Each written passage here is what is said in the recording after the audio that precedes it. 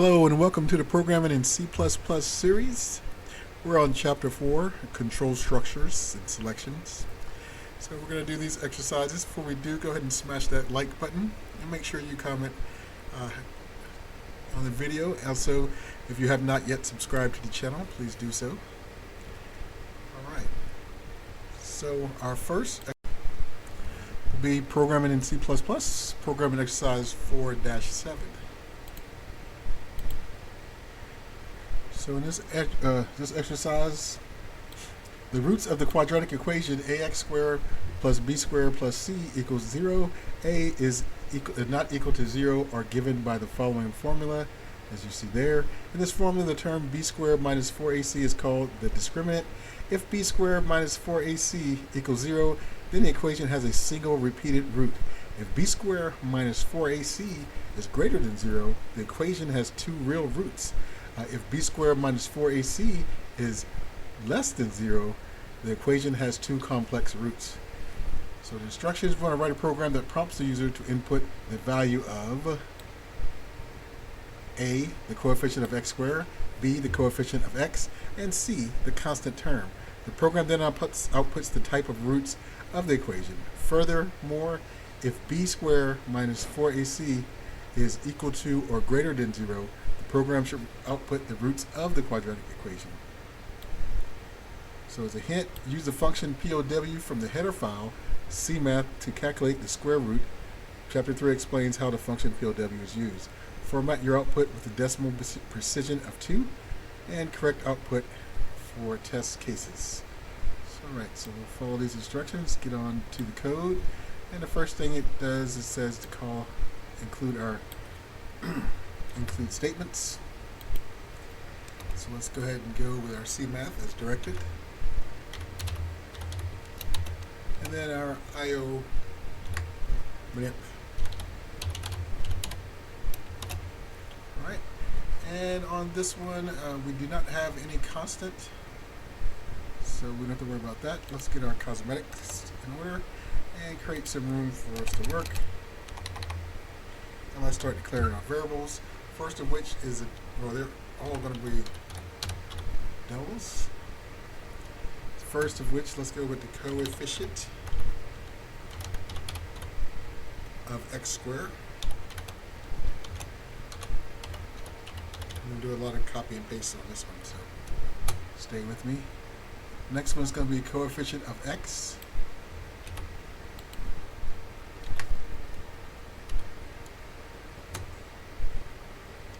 We're going to do constant term.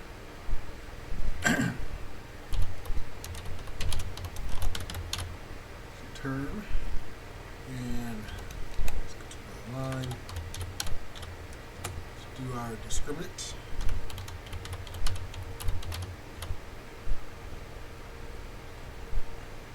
Always like to make sure I get them right while I'm declaring them.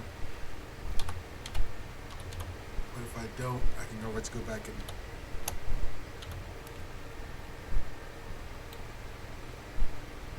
correct them when I try to call them, if I spell them correctly when I call them. Alright, so there we go. And then we'll do discriminant, square root of discriminant, root 1 and root 2.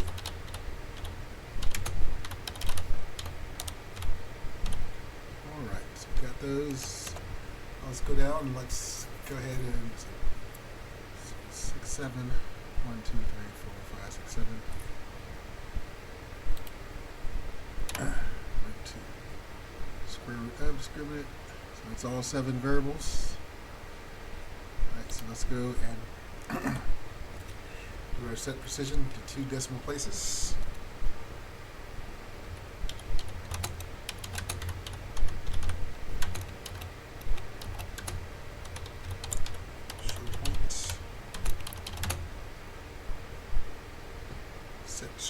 Set precision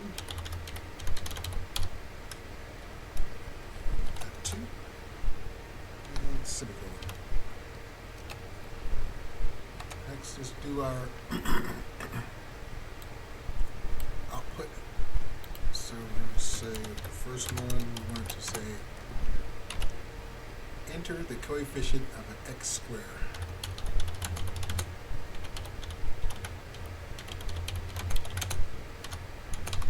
Spell it out. And semicolon. And then this will be coefficient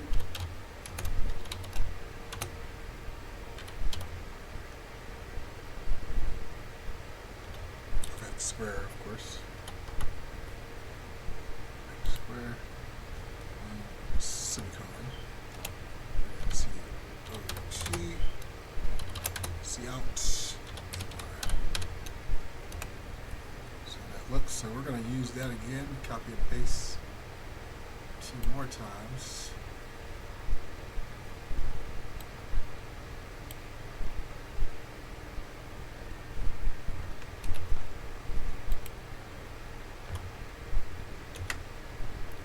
Enter the coefficient of x here. And coefficient of x. Like that. And semicolon. Alright, and we're going to paste it one more time. This time we'll call it enter the constant term.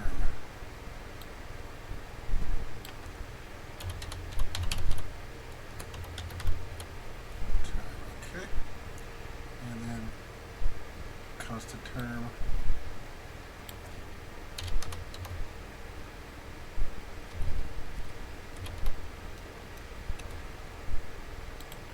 And semicolon. Alright, so now we gotta do a little math here.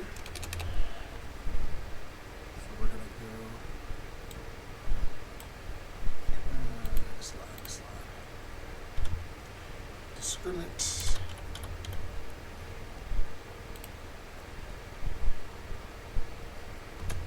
equals coefficient of x times coefficient of x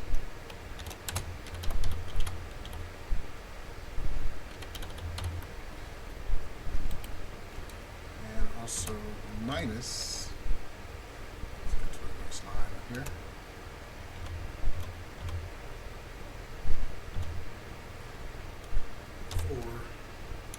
times coefficient of x squared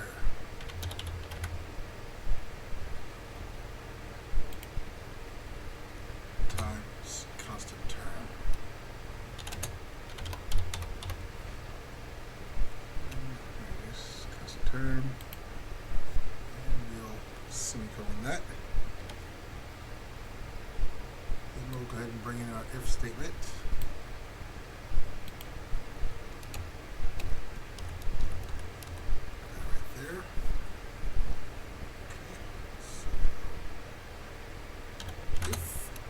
Discriminant is equal to 0. Discriminant 0. So bracket. Right, so we're going to C out.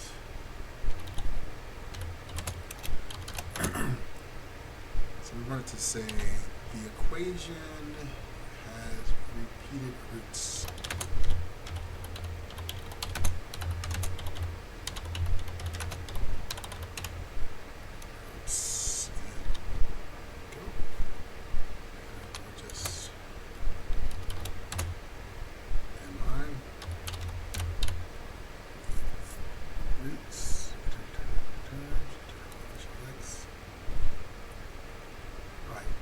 Each root is equal to,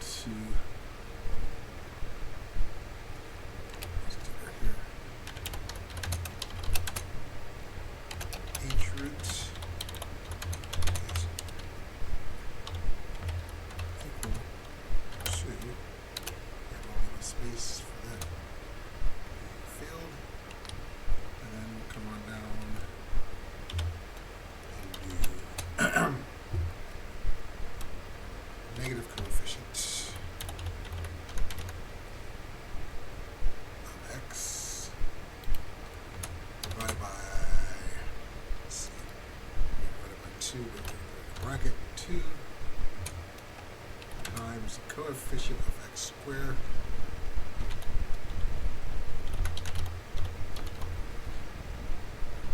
square, and go to brackets. So let's combine here, and that covers our if statement. So let's do here. Let's go else if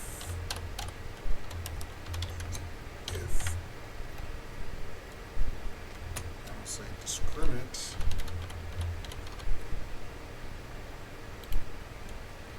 is greater than 0.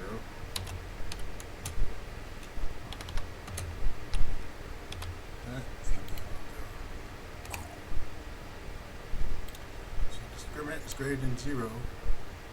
We will take a quick break. Alright, let's get back to it. So we'll go, after our else if, of course, we'll create our brackets, and we'll start with cout, and the equation has distinct real roots.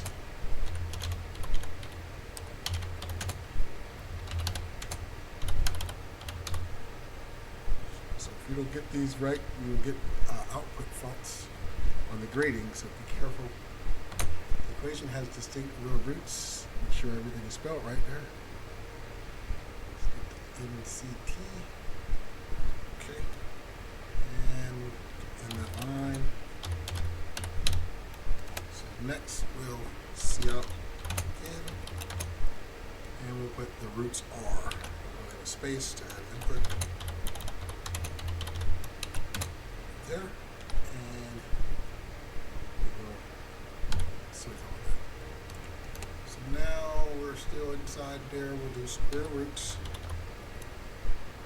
of discriminant.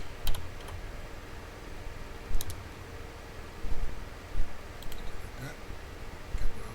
Perfect. Equals, and we'll use our POW.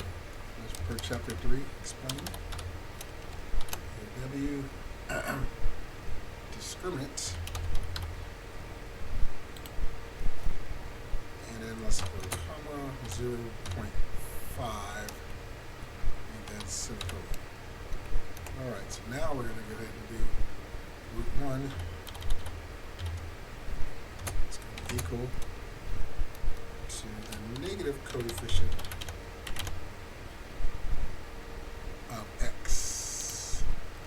And we're going to add that plus square root of the discriminant.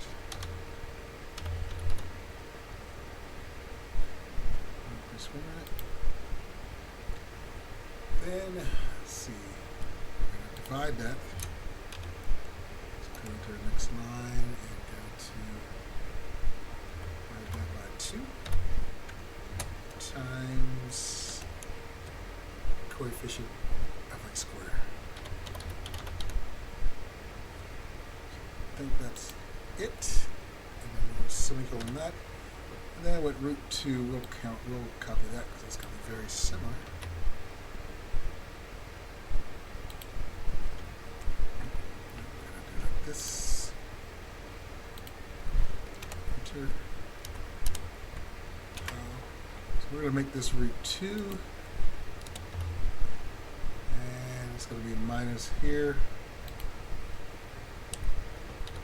So the negative coefficient minus square root of the discriminant divided by 2 times the coefficient of square root.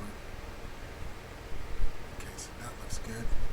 Then let's go ahead, one more line for this else if statement. Cout.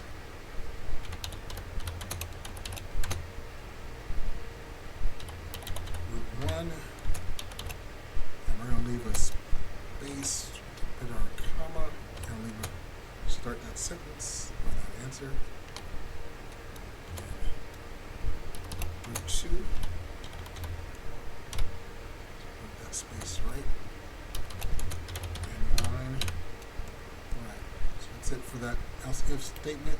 So let's step outside of that and do one more else.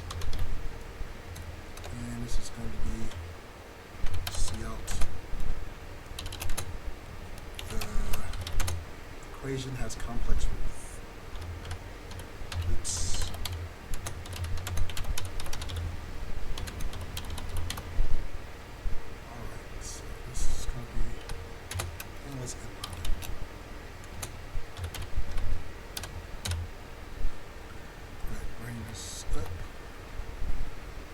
All right. I don't see any errors in there. Take a quick once over it and we'll run it. The equation has the simple roots. The roots are each root is equal to the equation has roots equal to 2. Okay.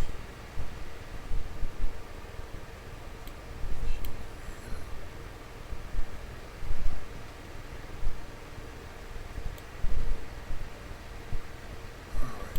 So hold on. Okay, there it is. Why is it doing like this?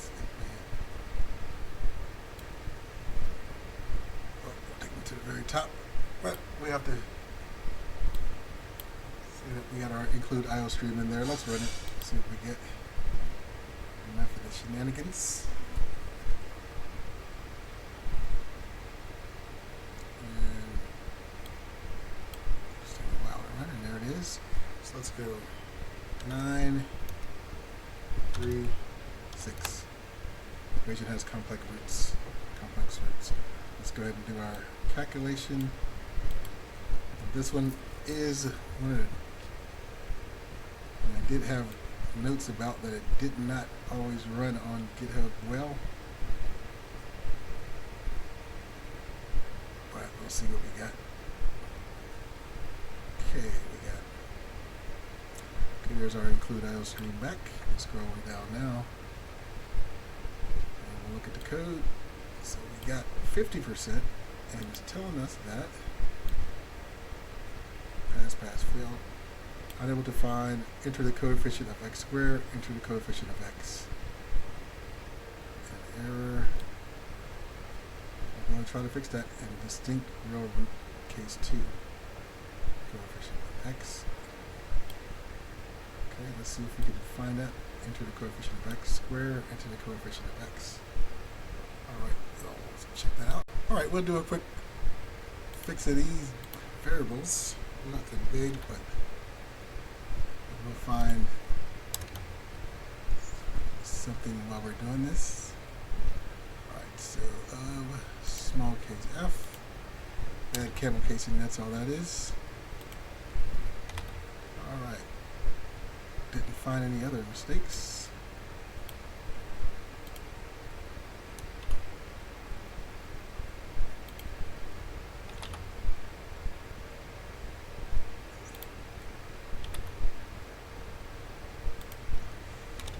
They were uniformly spelled wrong. Of x, okay. So, but I can't find where I can't steal it. Alright, so with these, we'll look, see if we can find anything else. Of x squared. Alright. So let's see.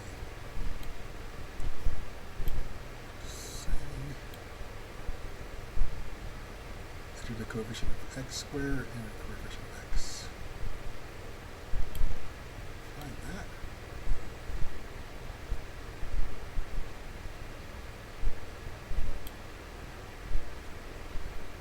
Coefficient.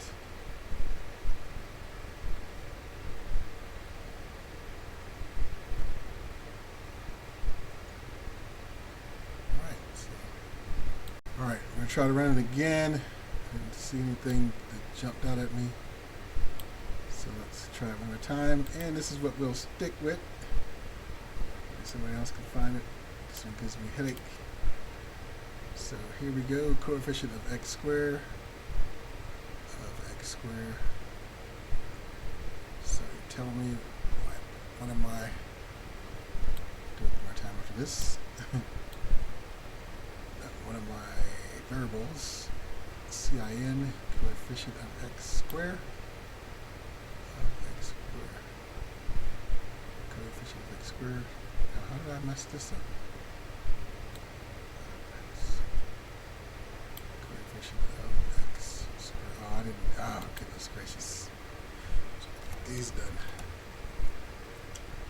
There. Guess I gotta fix these now.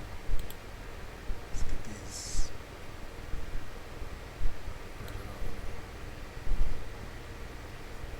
Alright, so let's run it. There we go. Enter the coefficient of x squared. Let's go. see. 4, 16. The equation has complex roots. And let's see if we can get this score up a little bit higher. Okay. It'd be great if it was a camel casing issue, but I don't see anything wrong with it. Alright, so once that calculates, we're going to go ahead and show you the code and what we got and move on to the next one. Hopefully we got 100%. If not, we'll put the challenge out. So we got 75%, and we've got failed 4, the coefficient of x squared, coefficient of x. So guess I'm putting the wrong numbers in. But yeah, I'll show you the code. I got that 75%.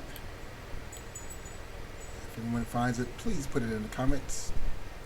Or finds out anything I did wrong, please put it in the comments. I'd be glad to be imperfected. Plus. Alright, so here's what we got on the code. Look at 1 through 17. I'll leave it up there for a few seconds. If you need more time, go ahead and pause it as I'm about to scroll down. Here, look at 19 through 35. So if anybody sees anything wrong, please put that in the comments, and I'll be glad to share it. Alright, let's scroll down again. 36 to the rest of the code. You can check that out. And let's go on to our next one right after this. Programming in C++, programming exercise 4-8. And in this one, I write a program that mimics a calculator. The program should take as input the first integer, the second integer, the operation to be performed, whether it's plus, minus, multiplication, or division. It should then output the numbers, the operator, and the result. For division, if the denominator is 0, output an appropriate message. The message should contain the word error. Some sample outputs follow. 3 plus 4 equals 7. 13 times 5 equals 65. Correct output for test cases. Test 2, correct output 4 divide by 0. Message contain the word error. Alright, so doing this, we're going to need to add one include statement, and that's going to be our IO manip.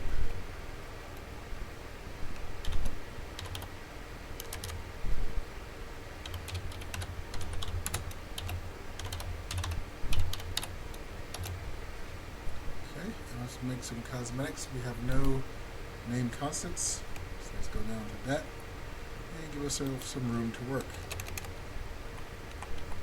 So first, variables are going to be 2 integers, num1 and num2. Then we have a character or char, and we'll call that operator, OPR. Alright, now let's go into our output. First we wanted to say enter 2 integers.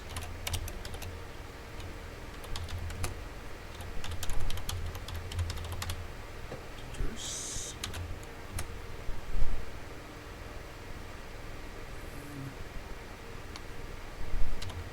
And we want those integers to be num1 and num2.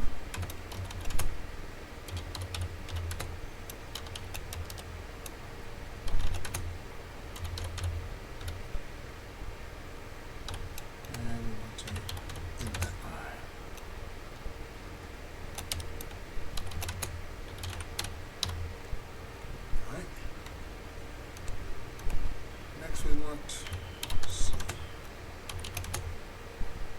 output enter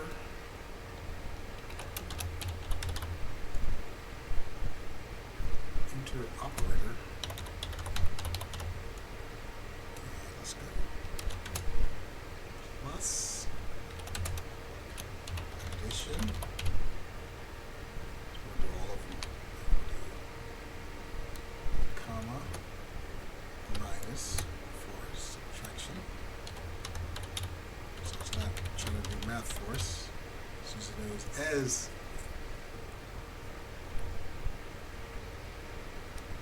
outside parentheses. Right. Next, we will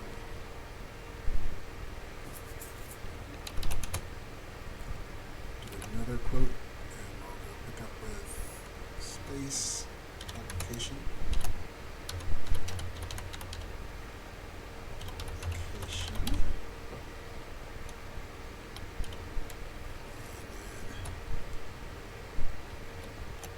Division.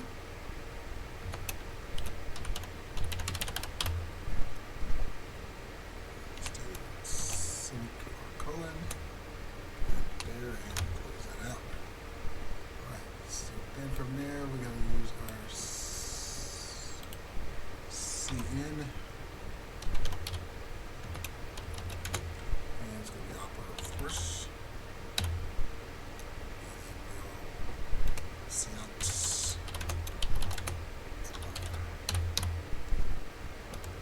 Next, we got so okay, we're going to do switch statement,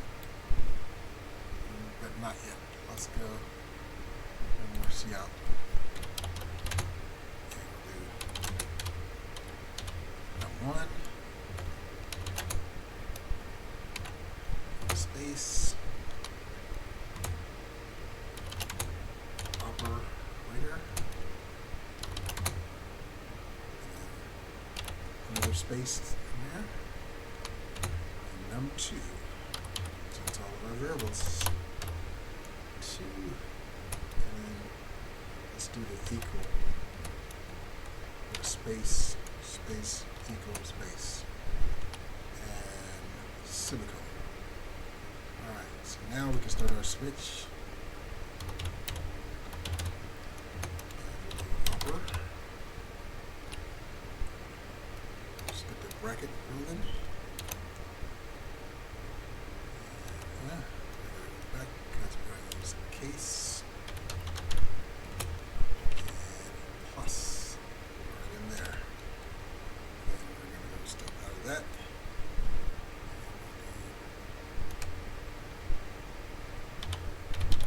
See out. Number 1 plus number 2.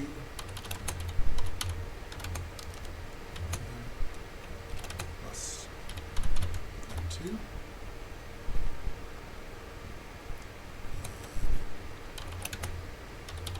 And break. Break. Switch over. So what we're going to end up doing is copy and pasting that one, using it over and over and over and over. So let's try that.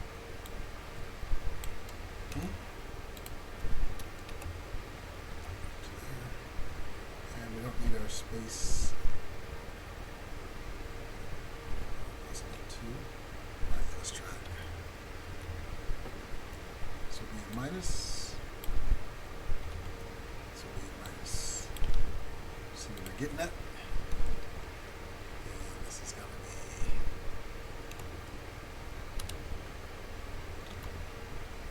multiplication.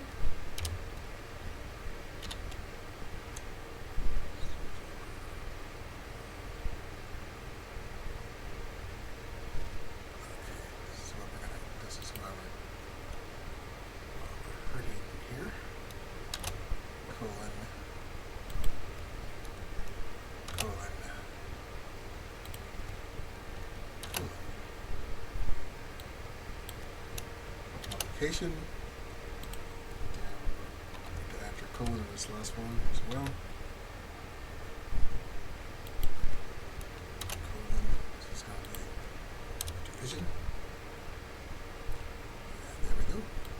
1 divided by number 2. But we have to do underneath this one,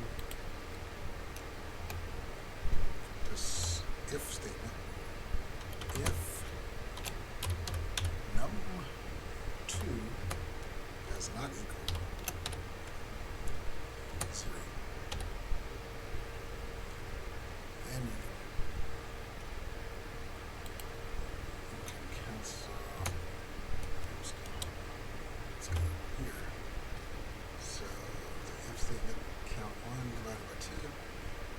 the else. So the break, we'll move that break a little later. So put it down. So else will be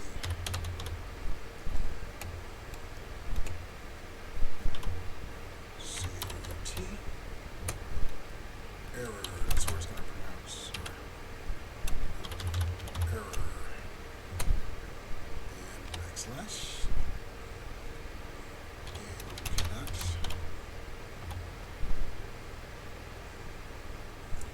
divide by 0.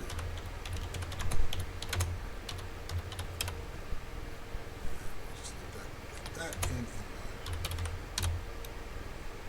actually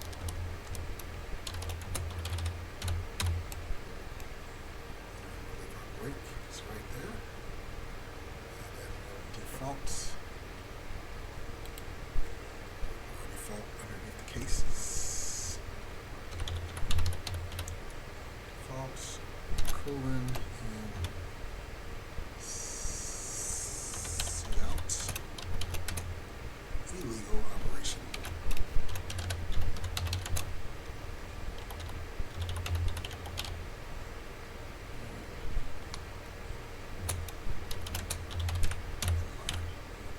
Oops. Alright, so it looks like we don't see any obvious errors, but let's go ahead and clear this up. Alright, so 45 lines. Scroll for obvious errors. Enter operator, addition, subtraction, multiplication, division. Enter two integers. Alright, I open it. It's good to go. Alright, let's run it. We're entering two integers. Alright, so let's go 7, 5 plus go. Alright, so that looks like it's good. Let's calculate it.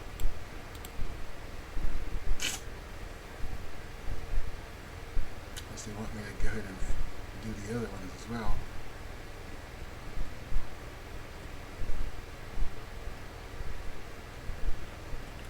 Thinking back on the last one, I wonder if that was what they wanted me to do to get 100%, is to actually try the other numbers to get the other answers. But it hasn't. If this one does that, I don't know. Nope, that's highly unlikely. All right, so there's the green check on test 1 and test 2. We did get 100%, so let's revisit the code. Make sure you got everything right if you have not yet got 100%. Start on line 2 to line 18. You can take a look at that and get a good eyeful of that. Now, if you still need more time with those lines, go ahead and pause it. And I'm scrolling down to line 18 up there, so you can't get the whole thing. 18 to 34.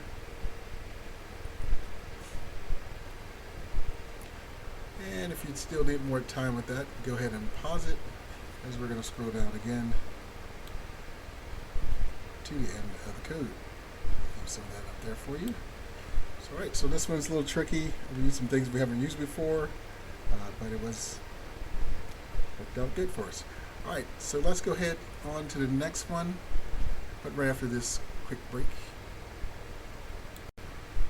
All right, so looks like we're going to 4-9, programming in C++, programming exercise 4-9. The thing about this one, it looks very similar to program 4-8, not the same thing. So let's try something real quick. So we're on 4-9. I kept my 4-8 open. So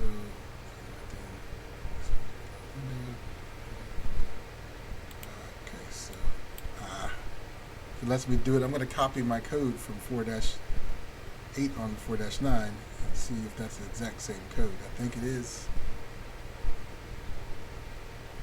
So it's loading.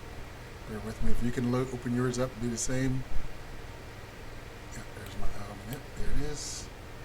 So I'm going to copy it on there and run it. If it's not the right same, we'll go to it, fix it, but it looks the exact same.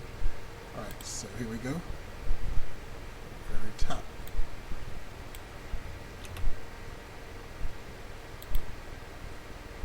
Okay, I see what it did. It's doubles now. Nope, still integers.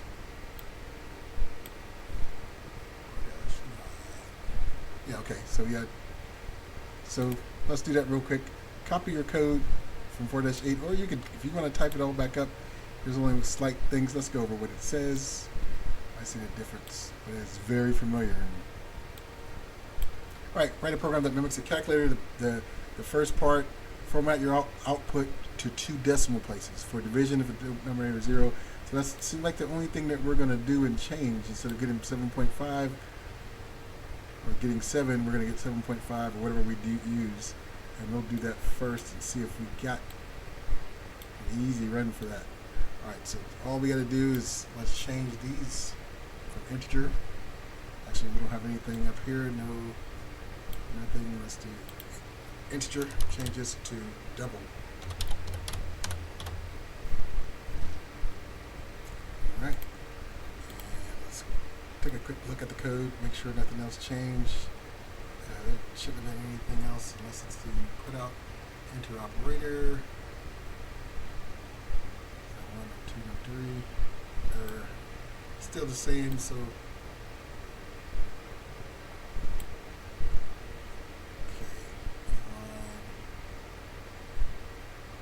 same error, same illegal operation. So let's go ahead and run it.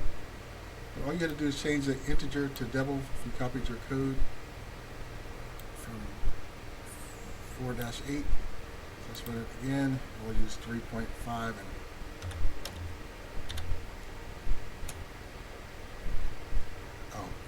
let's say it's asking for integers to 2 numbers. So let's go back and change one more thing. It just asked me for an integer, and I know that was not supposed to be right. Enter 2 numbers. Now let's run it. Enter 2 numbers.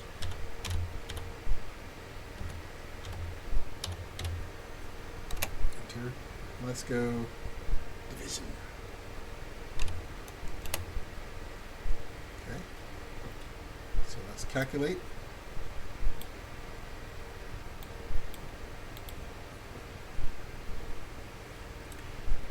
And let's see if that was the only 2 things that need to be changed. That one. So, wonderful. If not, we'll find it. And we'll show the code again.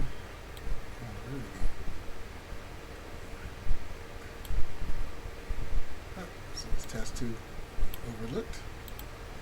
So we failed. Division 1 unable to find in the program output. Enter 2 numbers.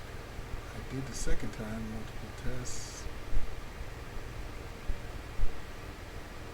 Find 2 numbers in the output. Alright, let's go to the output, find that, enter 2 numbers, and I know I just did that. But just in case, enter 2 numbers. Enter operator.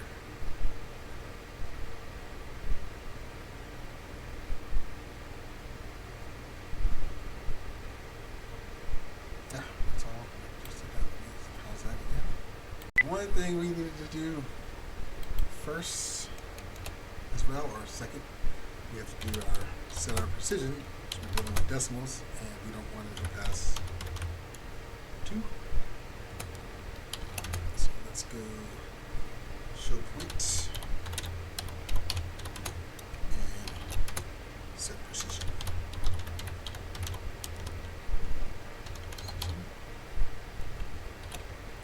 2 and all right. So this is what we did. We changed int to double, and we added our set precision to 2 decimal points. Cout fixed show point set precision to semicolon. Then we changed this enter 2 numbers or 2 integers. Change that integers to numbers. Enter 2 numbers. All right. Then we try to run it. Got 5.4 divided by 0. Oops. That's not what they're asking me. It's an illegal operation. Got it. So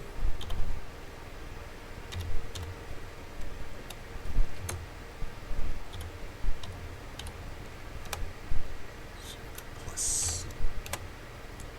There we go. Now let's try to calculate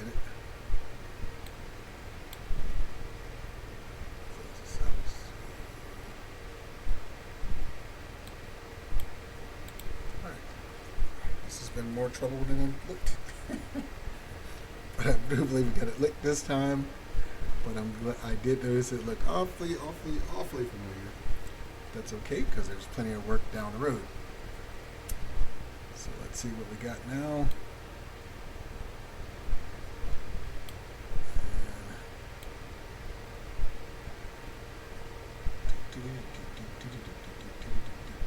There's 100%. There's our Mr. Green checks. And one more show for the code. So starting for line 2, of course, IOManip. We just changed, if you type the whole thing up, we'll go as you did. But integer was changed to double here. This statement was added on line 12. Fixed show point, set precision 2, semicolon. And then we changed enter 2 numbers. Change that from enter 2 integers to enter 2 numbers. And then that was all that we changed. If you're still typing it up, here's line 2 through 18. Scroll down a little bit more for you. There's 19 to 35.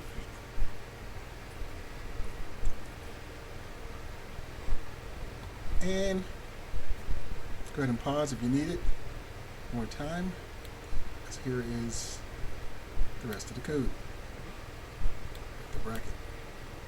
Alright, so that was it for 4-9. We'll go on to our next one. Programming in C++, programming exercise 4-10. If you was looking for some work, you found it. So here we go. We're going to redo programming exercise 18 of chapter 2, taking into account that your parents buy additional savings bonds for you as follows. A, if you do not spend any money to buy savings bonds, then because you had a summer job, your parents buy savings bonds for you in the amount equal to 1% of the money you save after paying taxes and buying clothes, other accessories, and school supplies. If you were to spend up to 25% of your net income to buy savings bonds, your parents spend 25 cents for each dollar you spent to buy savings bonds. Your parents would also contribute money equal to 1% of the money you would save after paying taxes, buying clothes, other accessories, and school supplies. This does not include net income minus money spent on savings bonds. If you were to spend more than 25% of your net income to buy savings bonds, your parents spend 40 cents for each dollar you spend to buy savings bonds.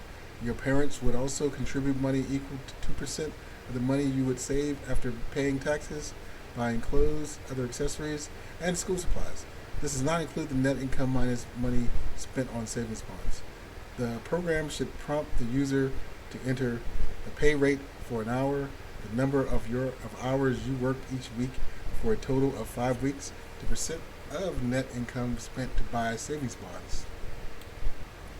The program then outputs the following: your income before and after taxes from your summer job, the money you spend on clothes and other accessories, the money you spend on school supplies, the money you spend to buy savings bonds, the money your parents spend to buy additional savings bonds for you. An example of this program is shown below. Enter the per hour pay rate, 10.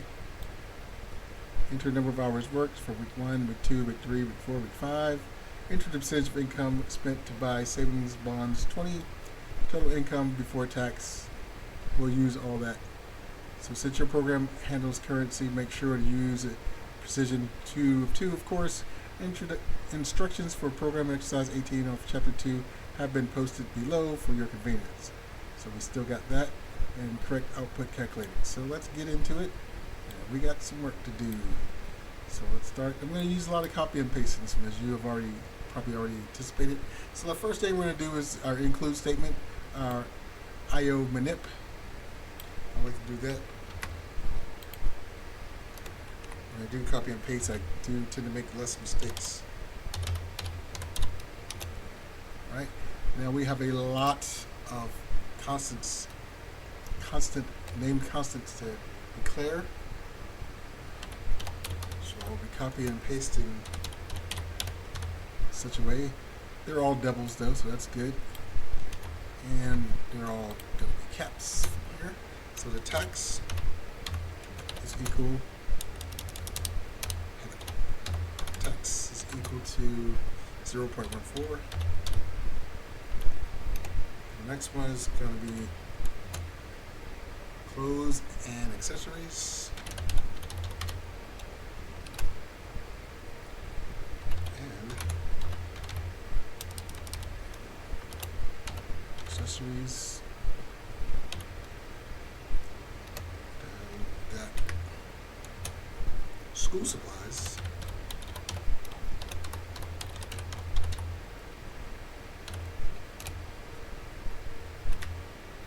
Then we have savings bonds percent. Bonds percent. Okay. And give them a value. So let's go back up here. This is going to equal, is it 0.10? School supplies is going to equal 0.01. And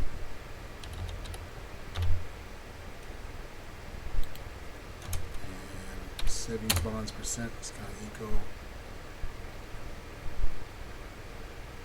0.25.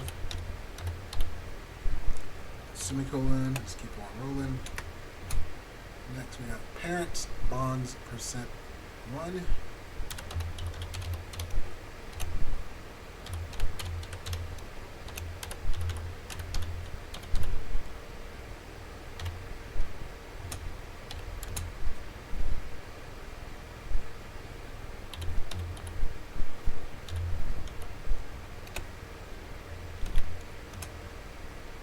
Parents bonds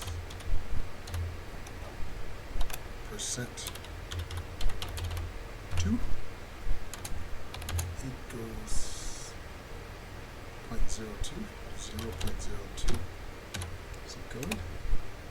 And our next custom demo is parent bonds 1.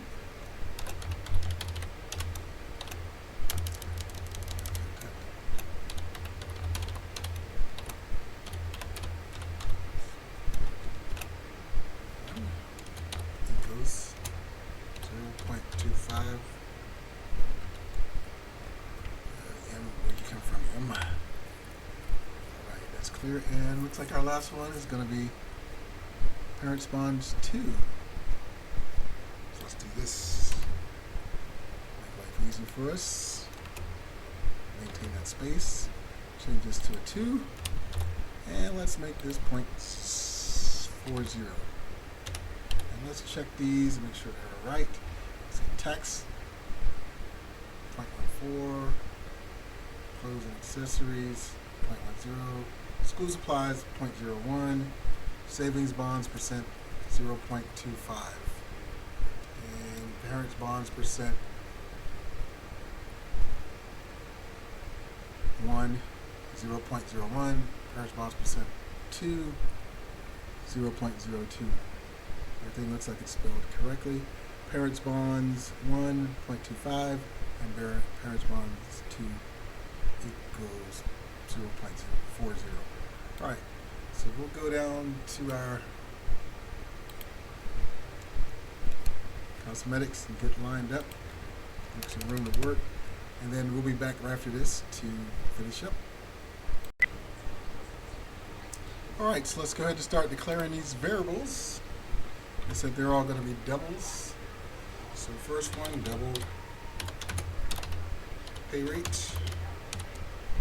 Oops, take my caps lock off.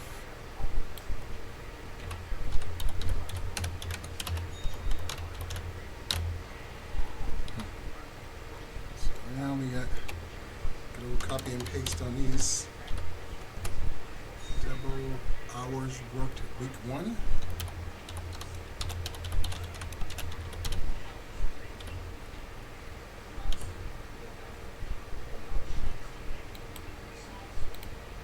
Spell it right first time, so copy and paste it. Hours worked week 1. Alright. Let's go ahead and remove this semicolon.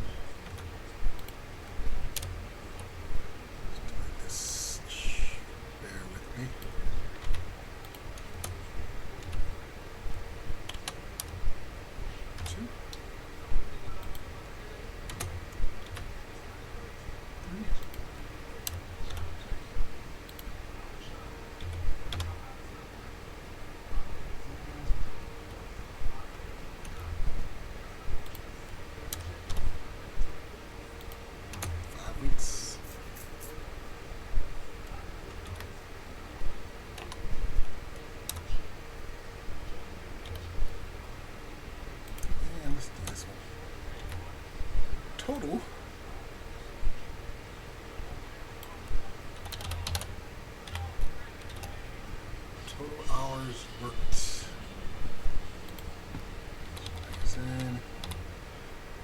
So we got hours worked week 1, week 2, week 3, week 4, week 5, and then total hours worked. Let's go ahead and go with total income.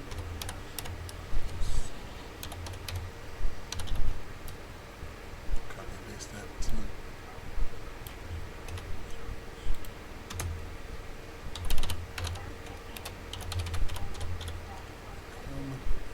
Net income.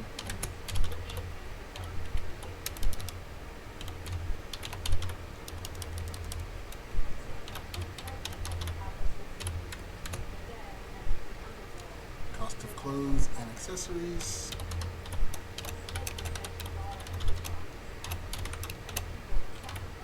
Accessories.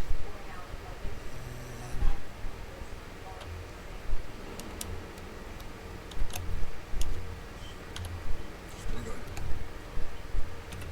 Devils. Let's go. Cost of school supplies.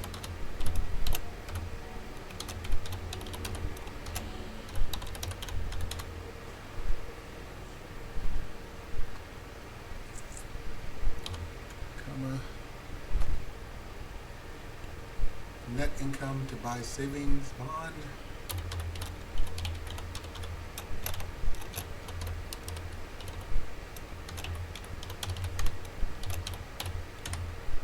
There's one. And,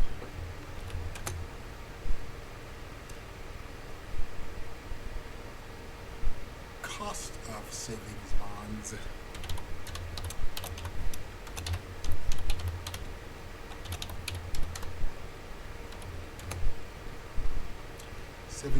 Savings bonds from parents.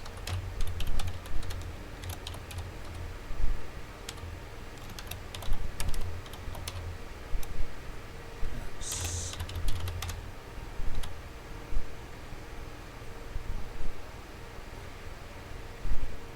I don't know why that would be this way. Cost of savings bonds from parents, and that's all our variables. Woo-hoo. Let's do our cout. Let's say, let's do our precision statement. Fix. Show points. Set precision. Do. Now let's do our outputs. Say, enter the per hour rate, pay rate.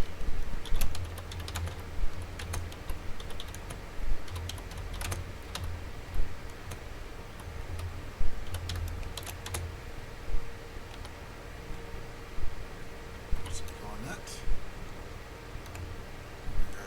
we go. Pay rate. First variable. Wrong there, CIT.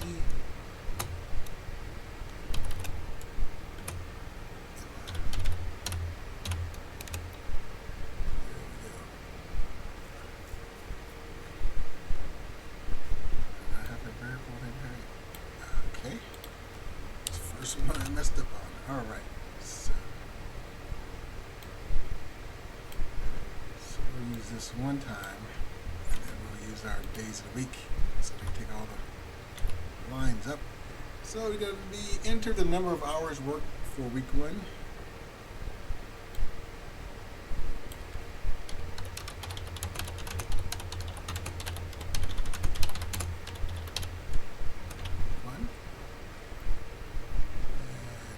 that's going to be hours worked week 1.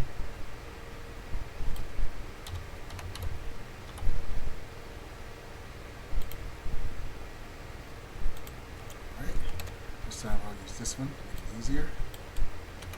Change that 1 into a 2. Keep on rolling.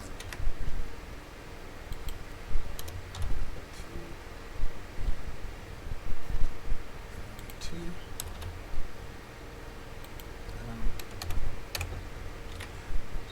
3.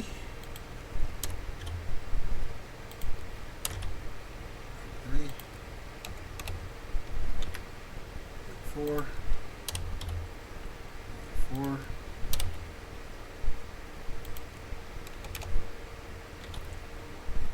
5. And week 5. So we got this. Let's do our math. Let's go with total income or total hours worked. Hours worked. It's going to equal total hours worked times pay rate. Hours worked week 1. So we'll just add all these up. Hours worked. Hours worked week 1 plus same old thing. 3, 2.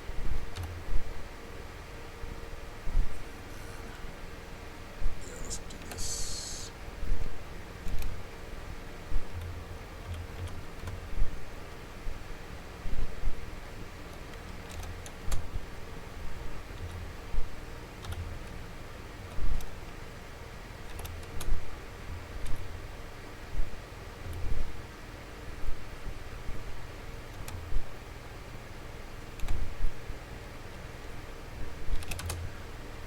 And hours worked week 5.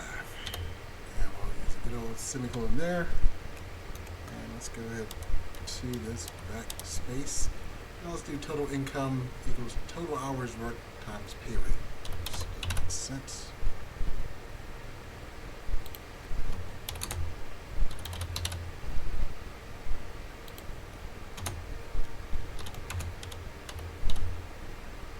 Alright, that's been corrected. So let's semicolon that. And then let's do net income. That's going to equal total income times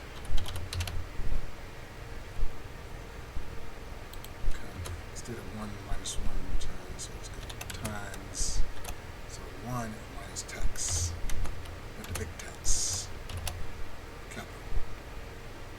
There we go. And of course a semicolon there. Next we'll look at, let's see, let's do cost of clothes and accessories.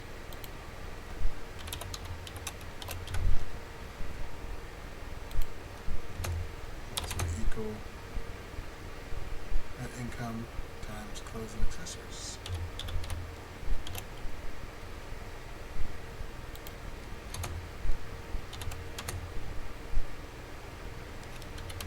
Percentage of their clothes,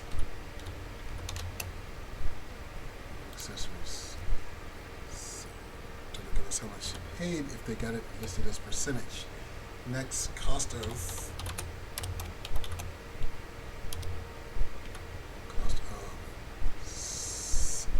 school supplies. Same thing. Net income times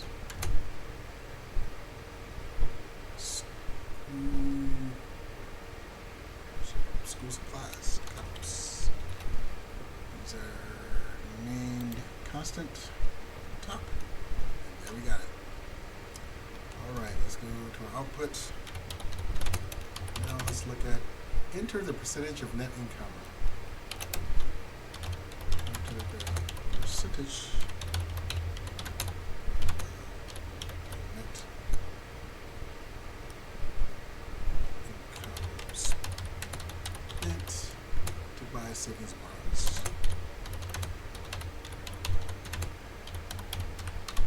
Bonds, INCs.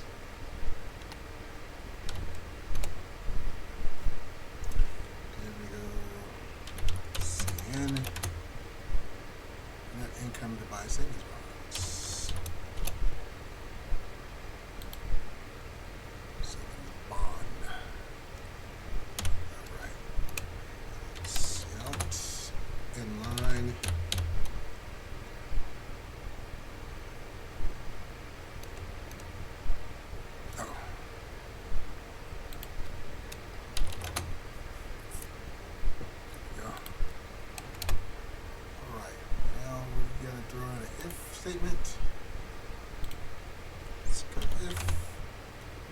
income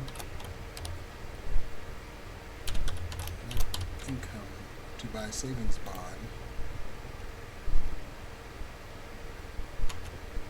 is equal to 0. And we're going to bracket. And let's say cost of savings bonds equals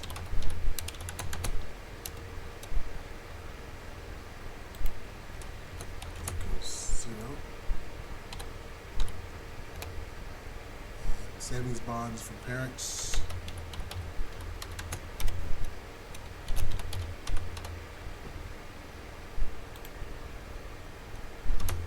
equal, let's call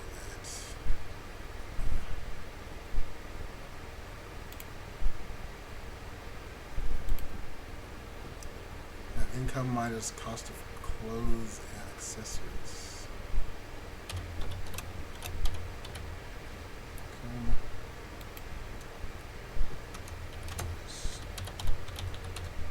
Clothes, cost of clothes.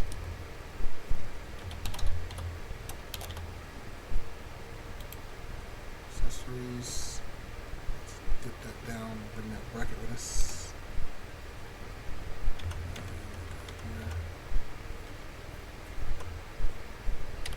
Minus cost of school supplies.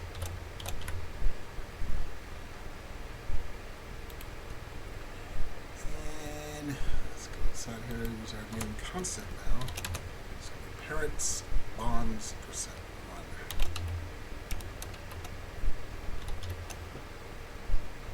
Percent one, there we go.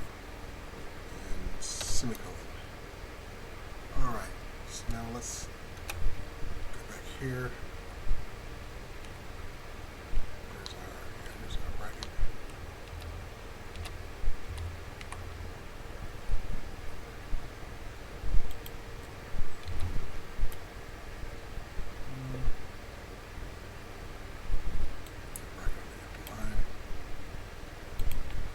So, just brought our bracket up.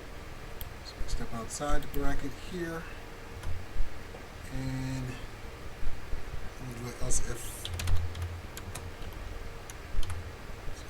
and then we'll go with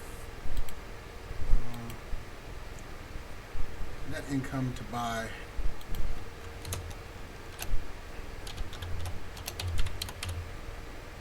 savings bond divided by 100. Yes, percent. We're going to percent. So we got less than or equal to savings bonds percent.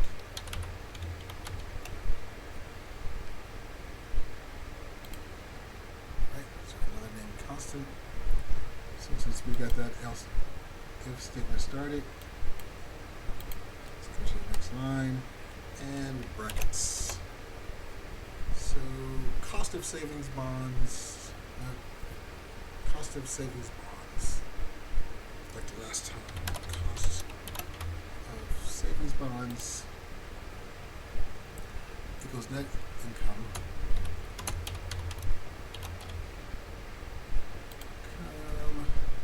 to buy savings bonds. Let's do like this.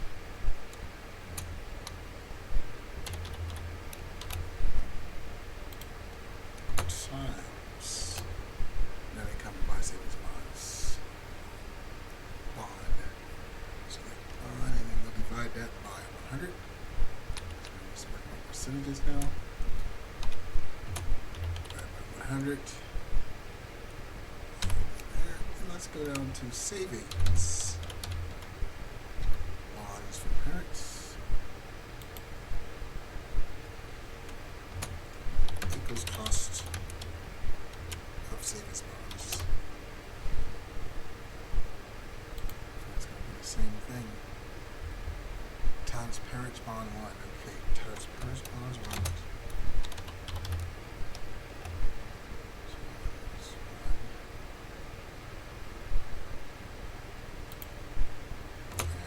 Plus, we're going to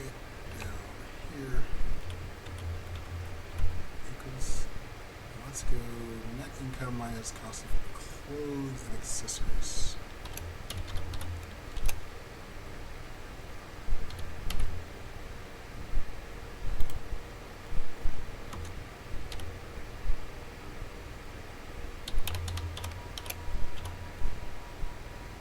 Accessories.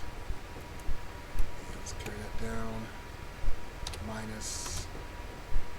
So everything that you paid, they're doing percentage, so everything that you paid off, you subtracted, and what's left is going to give you total cost of school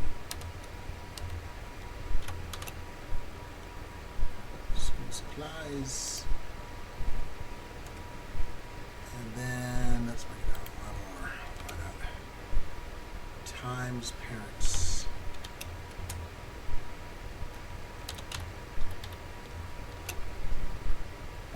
Percent one. I use bond percent two. I don't remember. Let's see. That's what we're doing next. All right. So right. Do our L statement, and then we'll be back in the business. So let's go here. We're gonna do some copy and pasting. It's not going to be pretty. We're going to do it. Alright, else. And we're going to do our brackets.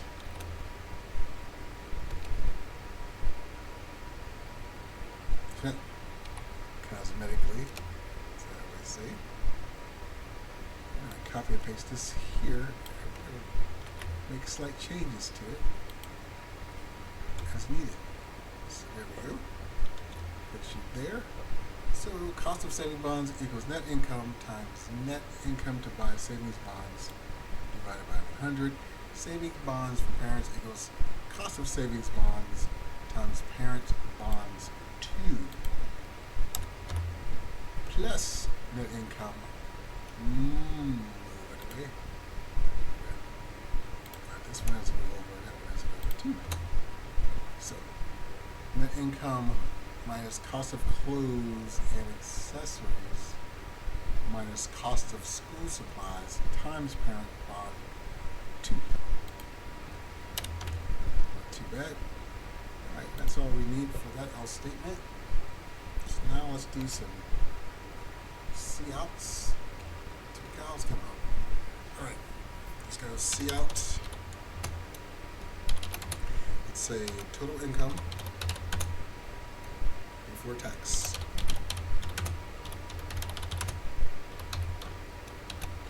Space and a dollar sign because we're putting in dollars, and space after it as well. And let's go total income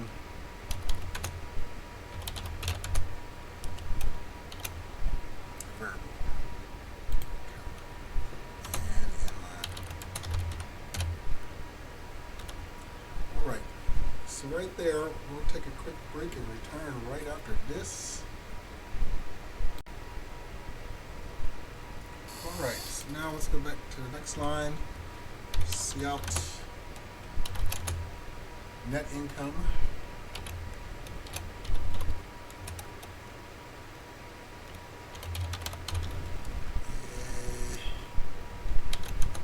Dollar sign, the same thing.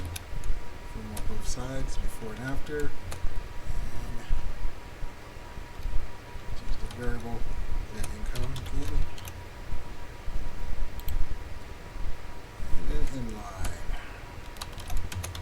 A lot of variables. So here, money spent on clothes and other accessories.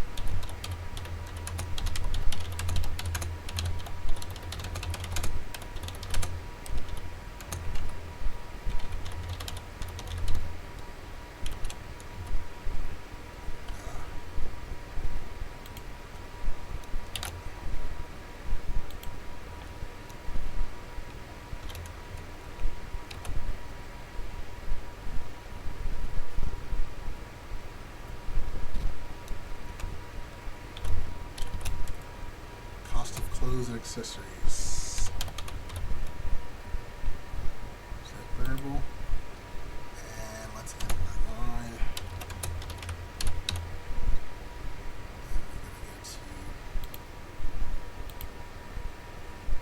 spent on school supplies.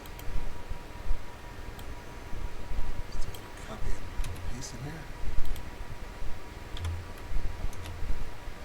On school supplies.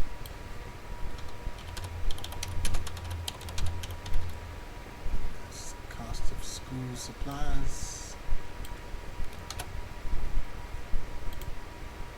Okay, and in line. Money spent to buy savings bonds.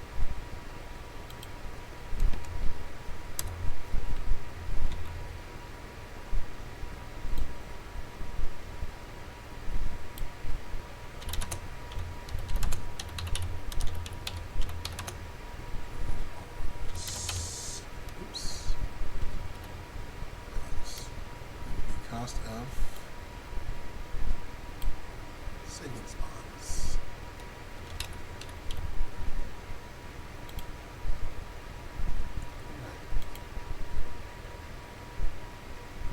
Next, I'm going to go ahead and down. Next output, we'll do money spent by parents. Money spent by parents. Money spent by parents to buy additional savings bonds.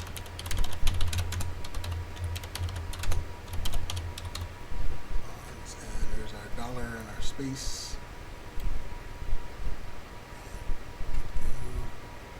So what we need is the variable. Set cost of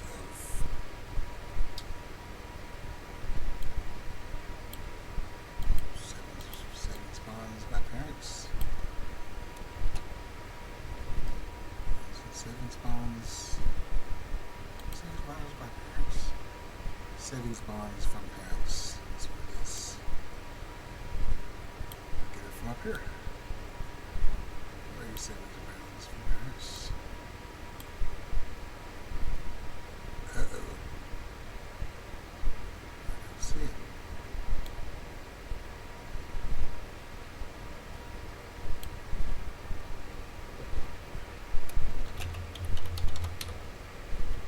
There it is.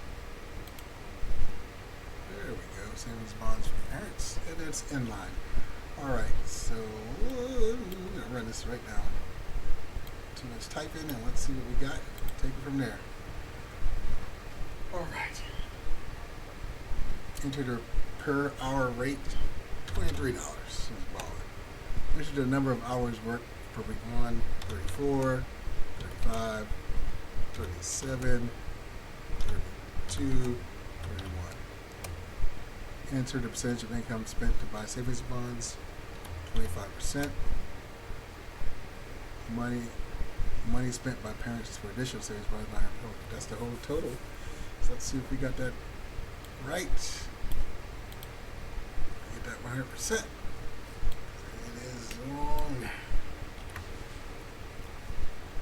So let's look at our code while we're getting that spun up.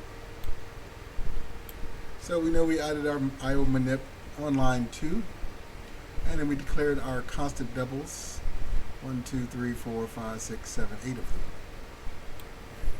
Kind of look at that. Hopefully that green will pop up any second, and it did not. So let's see what we are missing or lacking or not providing for ourselves.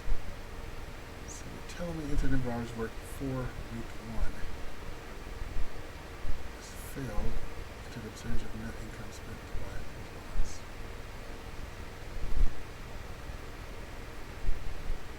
Okay. Whoa. Alright, let me pause that and give it a good eyeball look. I'm going to run it again. A few cosmetics, but I'll show you the whole code for it. I think I found out what it was doing. It's going to enter pay, hour per pay. They have it. They don't have that on there, do they?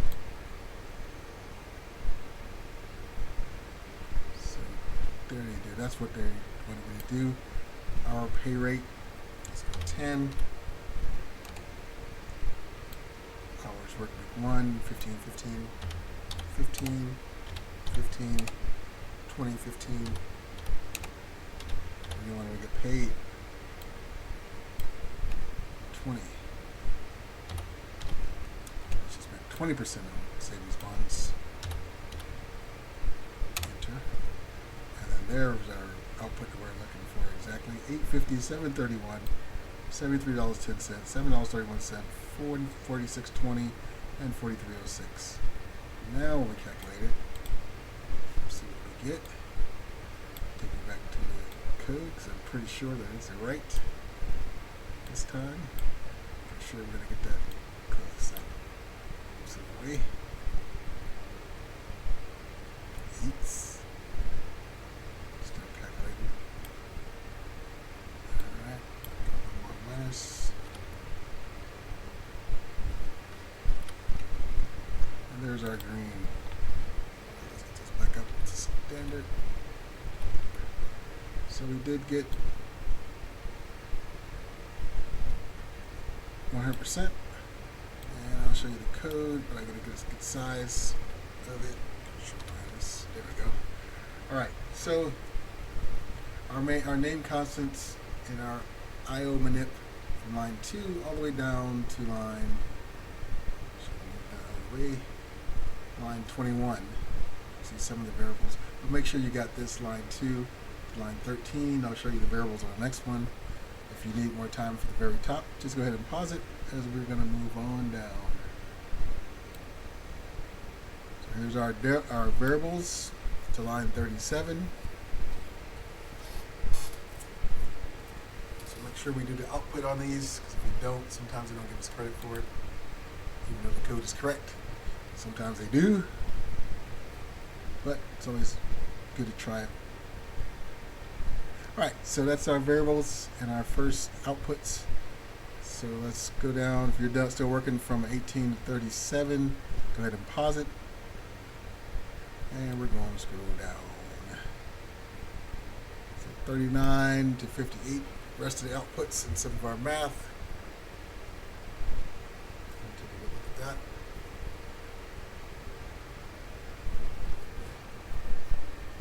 Alright, so go ahead and pause that. If you need more time, those lines, let's go down again. We'll get on to the bottom, almost to the bottom. So we're at 60 to 79.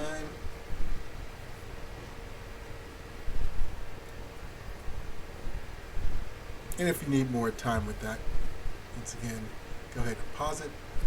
And we're going to go ahead and scroll on down to the bottom, this time for real.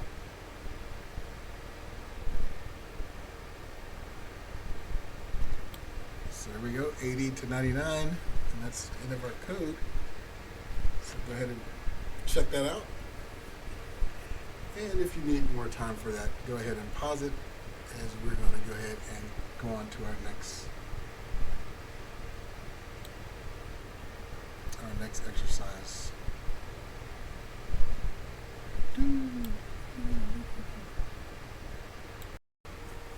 So we're on programming in C++ programming exercise 4-11. And here we're going to write a program that implements the algorithm given in example 1-3, chapter 1, which determines the monthly wage of a salesperson. The instructions for example 1-3 have been posted below for your convenience. As we did it before, we'll go off of the instructions. But since your program handles currency, make sure the same old thing, precision to 2 decimals, and correct output for the test cases is required. So let's go ahead and jump right into this. First thing we're going to do is our include statements, as always, starting from the top. So let's go copy some space there, and go IO manip. Then we're going to come down, and we do have name constants. We have 4 of them. So let's get to it. Constants double. They're all doubles. First one is serve bonus _1. And that one's going to equal to 10.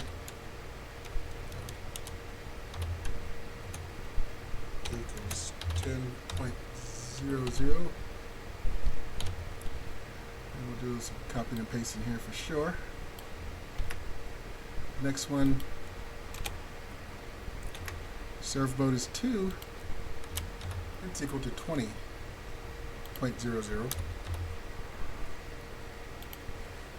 We have our space there. Additional bonus rate.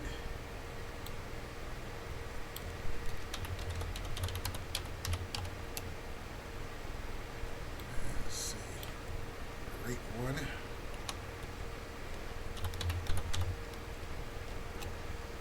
And that one is 0.03.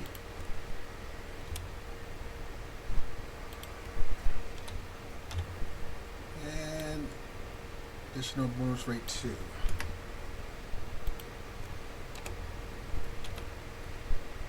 And this one is 0.06. Alright, that's it for that. So let's go down to our, do some cosmetics. Get some room to work with. Start declaring our variables. Try to squeeze these in here. Let's go. Yeah. Double base salary. We got another double bonus.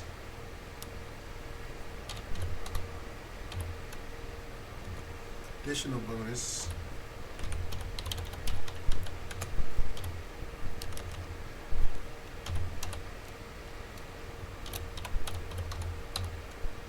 And we have our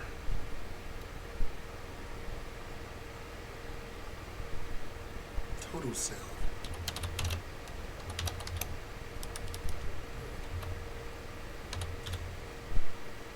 Right there.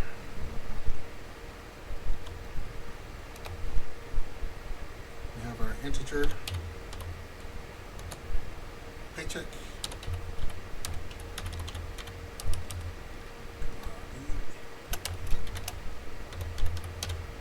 And then we have our one more double. Paycheck. So I switch this around. Paycheck is the double. And then we have an integer number of service years.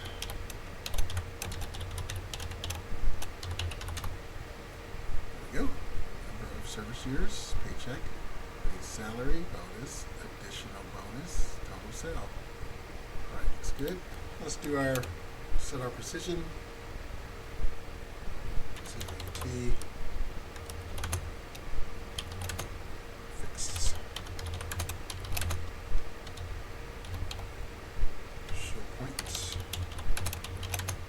Precision. Set precision.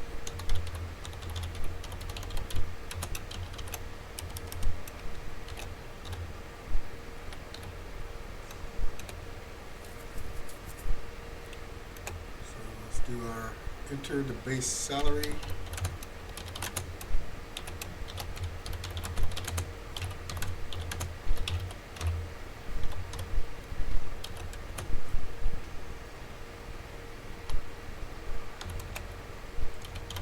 And it's going to be base salary.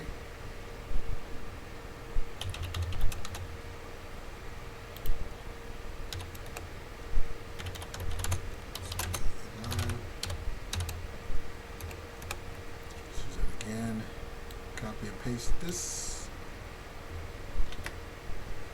The base salary. Okay. Just got it. So we can see it better. So this is going to be enter number of years the employee is with the company.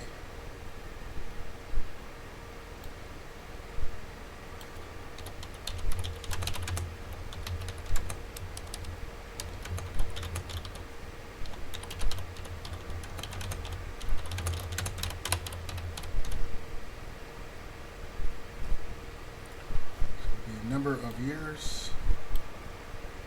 It's going to be number of service years. Service shares. So good. So let's go down here. Step some more. Let's see. Let's go with the if.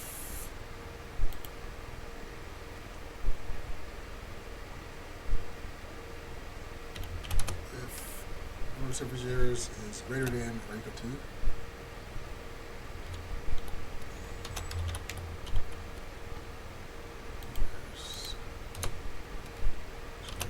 equal to 5,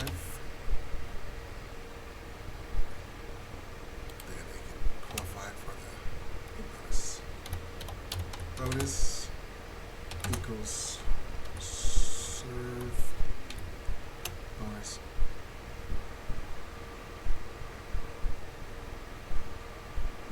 One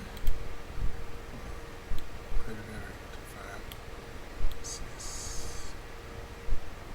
Bonus.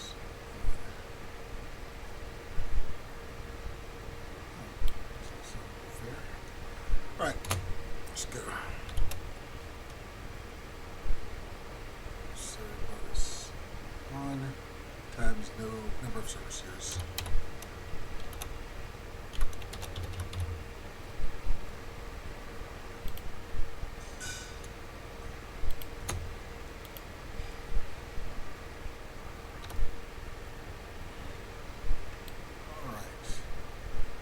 Now let's do our else.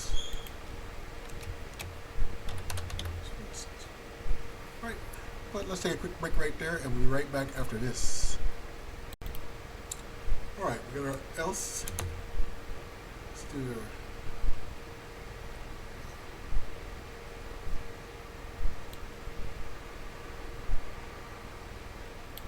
our else. Let's move this up one. And let's do bonus equals, oops, copy this, copy and paste this, make it easier for us.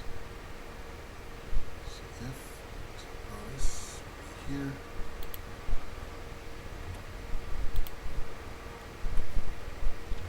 right, bonus serve 2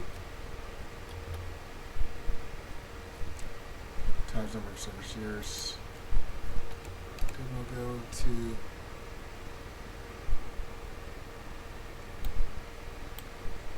let's break one of these with this.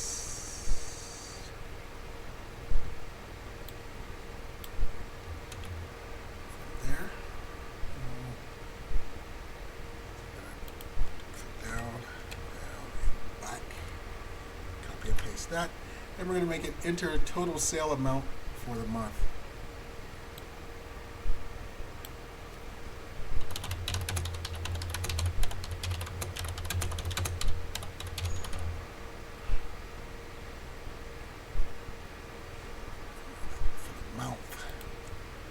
Month,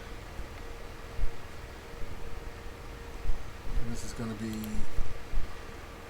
total sale.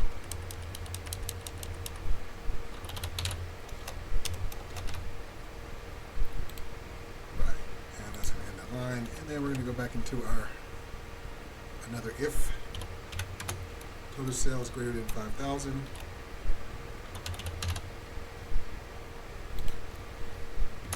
Straight greater than, not greater than equal to 5,000. Then additional bonus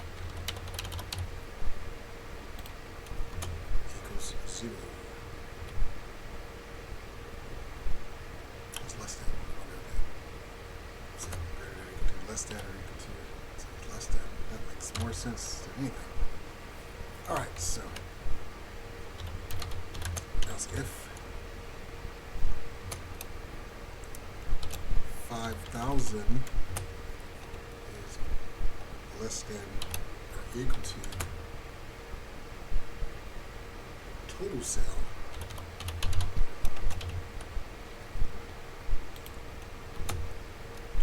ampersands, is total sale less than 1,000.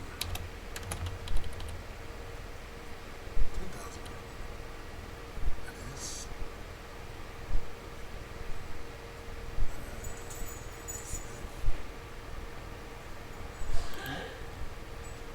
additional bonus equals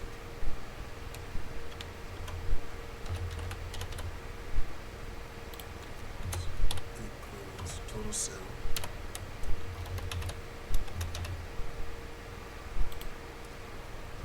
times additional bonus rates.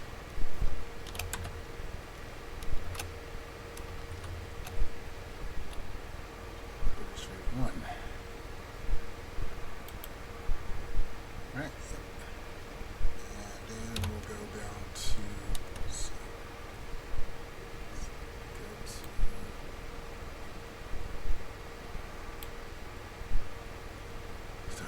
else. See if else we'll go additional bonus. This copy and paste. So additional bonus equals total sale times additional bonus rate 2. And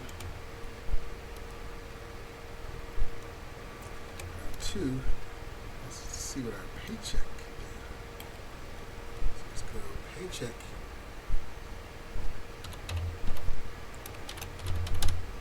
check equals base salary plus bonus.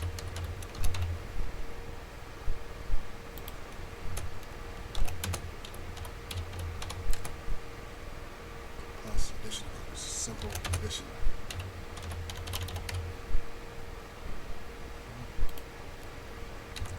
And then let's do one more see out. And this month salary. This is what they said in the instructions. Salary, and then we'll put $1 right there.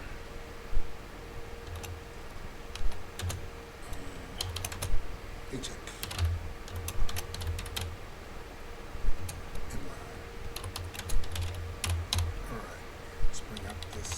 Return 0.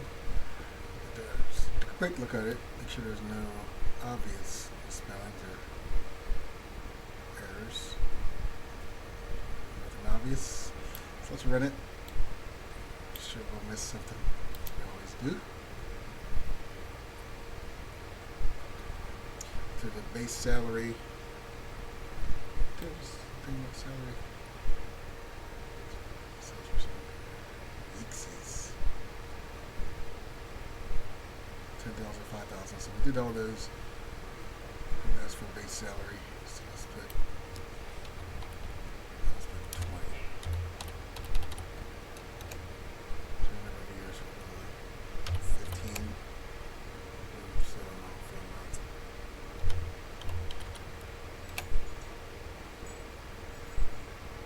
Right. That's not bad for let's work. See if that calculator is live. So our salary. Gotta read the output, find the output if it doesn't get 100%. But let's start with line 2 to line 21. So we did include statement IOMANIP.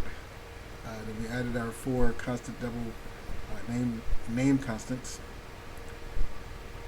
Serve bonus 1, serve bonus 2, additional bonus 1, additional bonus 2. Then from 20, we got our variables, base salary, bonus, additional, and our doubles 1 integer. So we did get the 100%, got the green check, and we got the 100%. All right, so let's look at this one more time. So if I get a little bit bigger for you, let's go back down. All right, so here we go again from 2 to 21. If you're looking at that, need more time, go ahead and pause it. Scrolling down, I'll leave it on 21 to 40.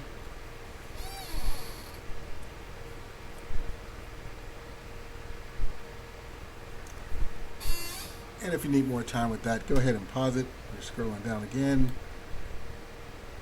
And we've got the rest of the code. Let's go from 30, 31 to 49 or to 50. Right.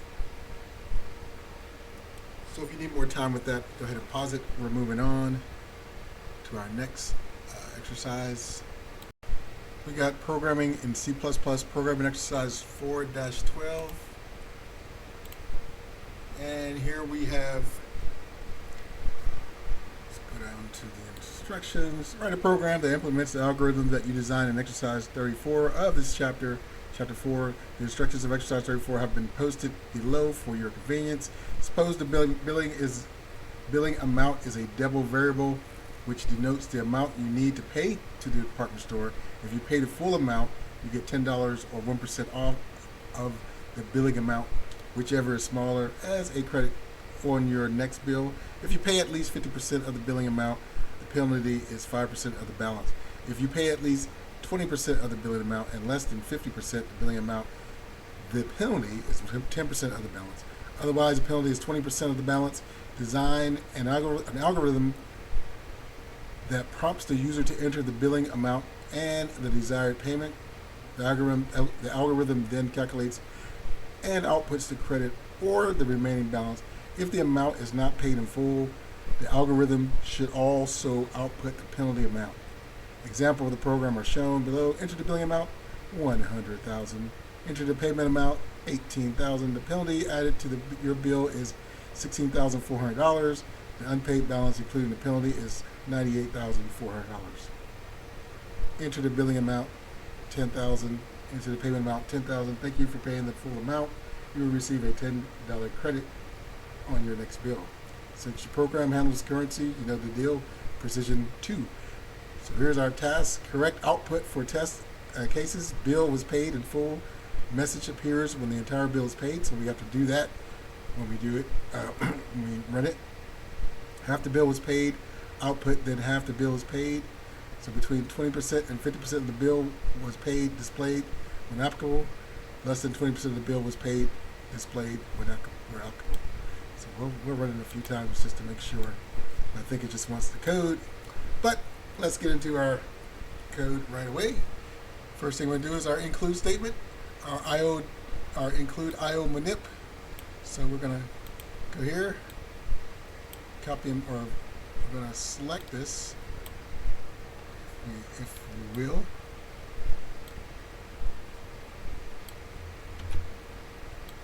Here, push that down, paste, manip. Then let's go to our name constant. We've only got one, and first is a double, and call it credit bonus, credit underscore bonus, and let that equal 10. All right, semicolon. Let's do some cosmetics. Get ourselves some room to work. We'll kind of keep these variables tight. So we have doubles, all of them. Billing amounts.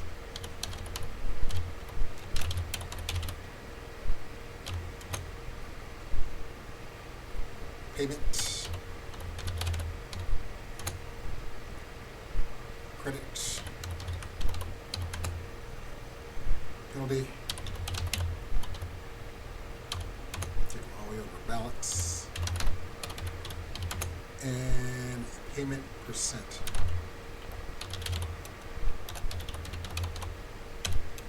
All right. Then we got our precision. Set our precision.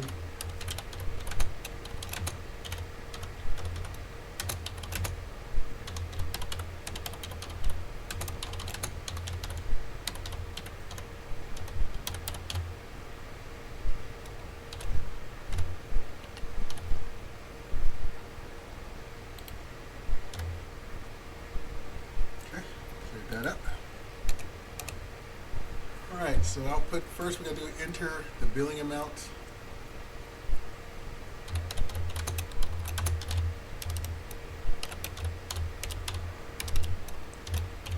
Enter.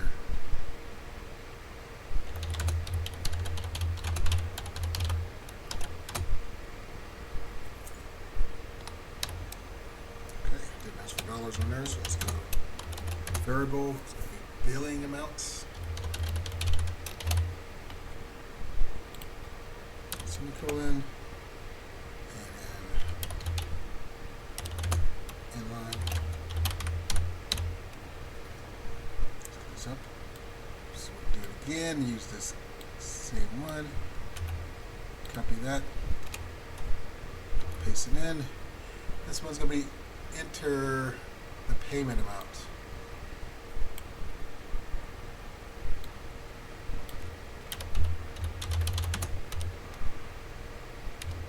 Payment E. And the same thing, this is going to be payment amount. There's the verb. Alright.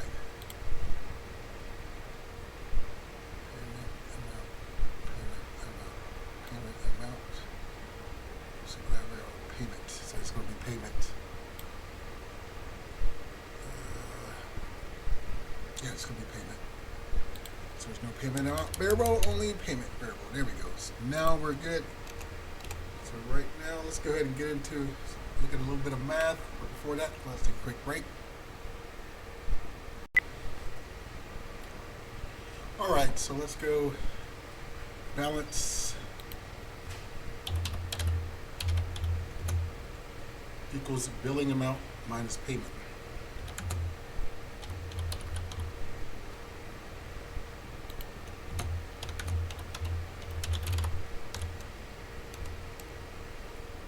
If billing amount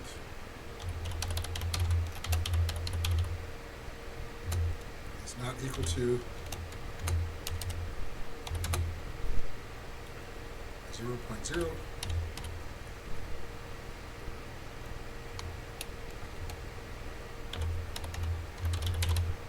payment percent equals payment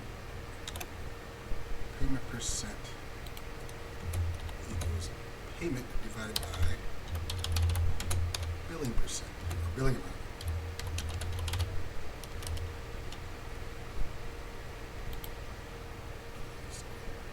Semicolon. Then let's slot in our else.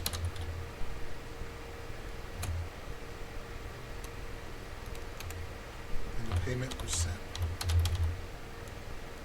equals 0.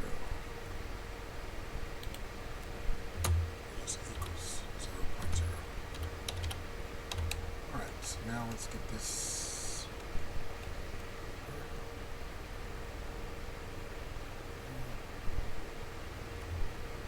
if payment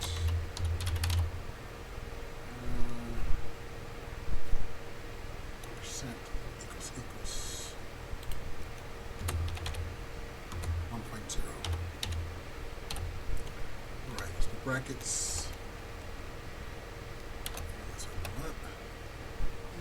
Let's do credit equals billing amount times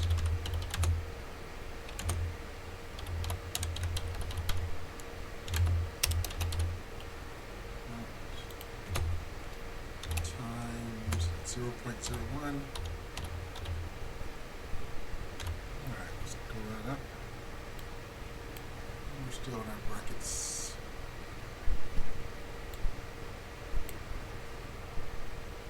Let's go with another if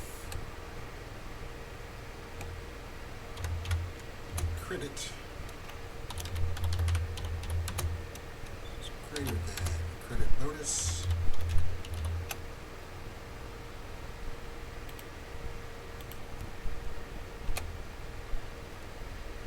We'll do credit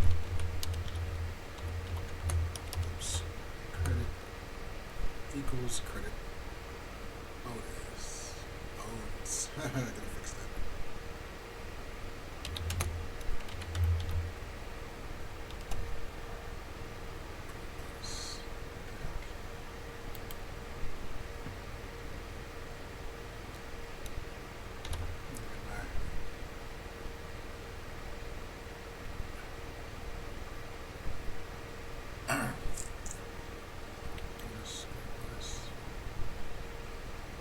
That's right.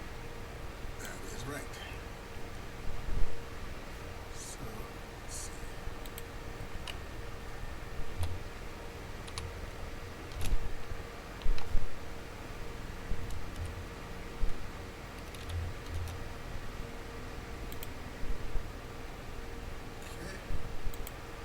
Next, let's go with our. That's it for the if statement. Now we're still in that. We have to do our cout. If thanks for paying the full amount.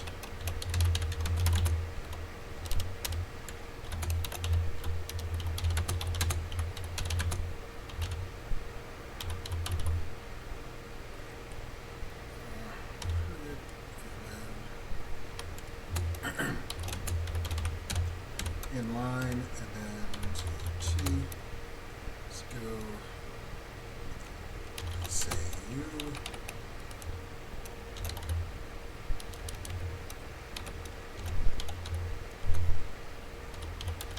You will receive $1. And let's go. Call that credit. Let's go credit with a space note. Credit on your next bill. Bill and line. Now we're done with the if statement. Let's go here. So now we're going to have to do a else. Another bracket.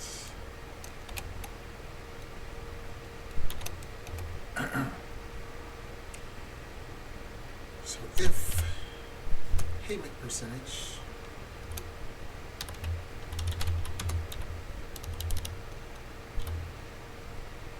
percent greater than or equal to 0.50. And we got a penalty. Penalty equals balance times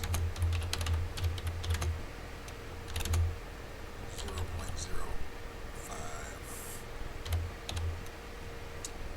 Right. Stay in an if. Let's do else if. Now let's go payment.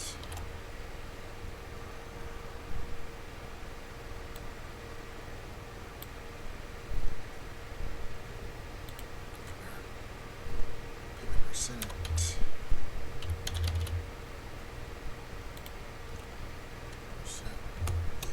is greater than 0.20. So 20 and payment percent.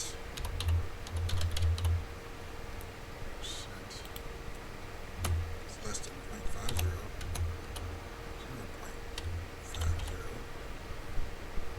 Penalty balance.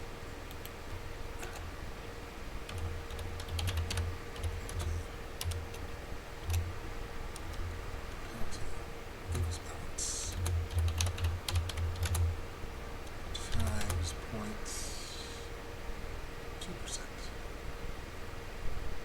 0.1%. 10%, so 0.10 T 0, and that's going to be a semicolon, and then finally else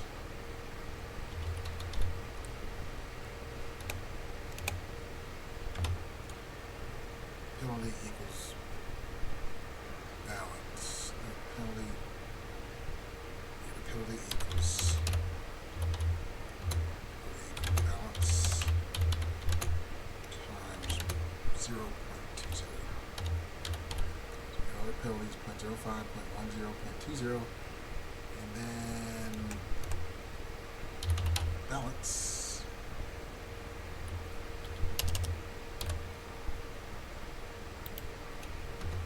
equals balance plus penalty.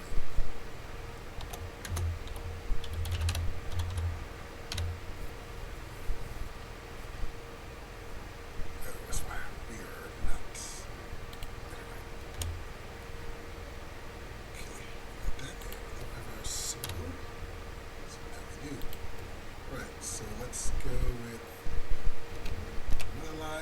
let's go ahead and see out final statements.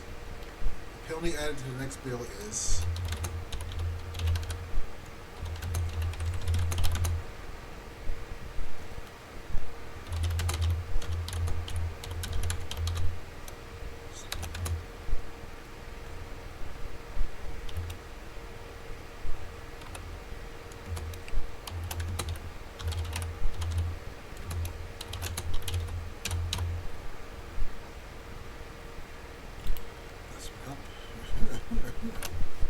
right.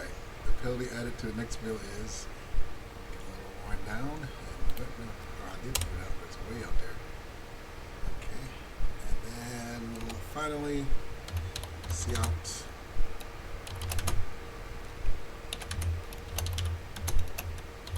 unpaid balance. Oops. Including the penalty is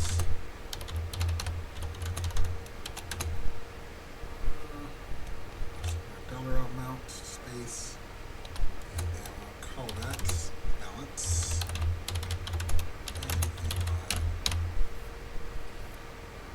Okay, and we'll give you a space. Actually, we'll leave it there, and then where's our return? Bring that up. There we go.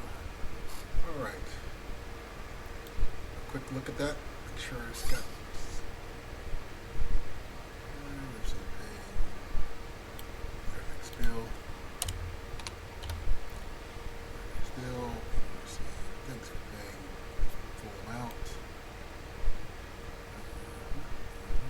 Paid amount. Paid amount. All right. So let's go ahead and run this. And I need to find out. It's going to ask me to. There we go. Okay. So 100,000, 18,000.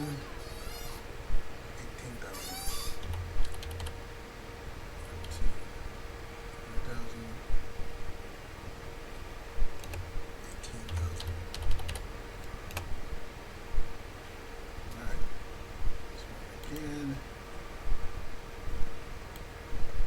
Let's add it up to 10,000, 10,000.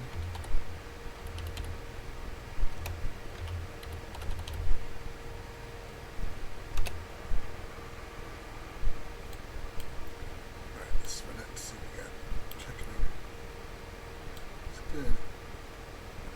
50% of the bills paid. Between 20 and 50% of the bills paid. Let's do one more than 20 and 50%. Let's go 100,000. 35,000. Just between 20 and 50%. Alright, so there we go. Now let's go ahead and calculate it. Let's see what we got. Okay, I'll get you with the code. Let's see what we're working with. We started line 2 with the IO manip again. And then line 6, we made our name constant, credit bonus equals 10. Now we go down to line 11. Yep, we got our, we got all of them. 1, 2, 3, 4, 4 green checks. And that means we got 100% on this one. All right, so let's go ahead down. We did our line 11. We declared our variables. Billing amount, payment, credit, penalty, balance, and payment percent. Then we went to line 13, where we set our position to 2 decimal places. Line 15 through 21, we had our statements with our variables added into the billing amount. Billing amount was the variable. Enter the payment amount. Payment was the variable. And balance equals billing amount minus payment. Right, then we added an if statement. Billing amount is not equal to 0, but 0 payment percent equals payment divided by billing amount. So if your billing amount is 0, then you don't have to worry about the payment. So that's good. Then the else payment percentage. Then let's give you the silent one, let you look at it again. All right, so from the very top, line 2 through 21, You can take a look at that if you're still working with it. It's working on getting that 100%.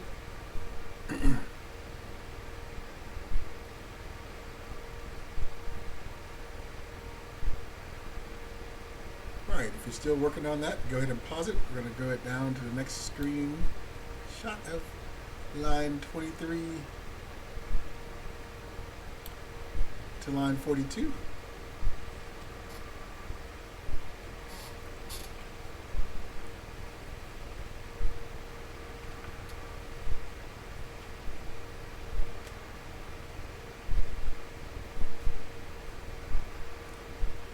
Alright, still working on that. We'll go ahead and scroll down again. So go ahead and please pause it if you need more time. And we'll go on down to the end. Well, actually, from 40 to the end, from 38 to 37 to the end. So you can go ahead and get a gander at that one. Hopefully if you're still working on it, you got it figured out where you went wrong. So if not, go ahead and pause it. Before we do, if you haven't done so, go ahead and smash that like button. And if you have not, or please leave a comment, let me know if this video helped, or if something that could have been done better, or if you've seen something that I missed, or anything like that. Just add a comment, good, bad, or indifferent, so we know you're out there. And last but not least, make sure you're subscribed to the channel, because you'll see other videos like this for other material, other program languages, or whatever that you can also follow a lot easier. And if you do not have, if you're not logged in, go ahead and create your YouTube login. It is free and it takes less than a minute. So once you do, you can continue on and you can follow the videos a lot easier, leave comments, and like other videos as well. All right, so thanks for joining. Have a wonderful day, and I hope to see you on the next one.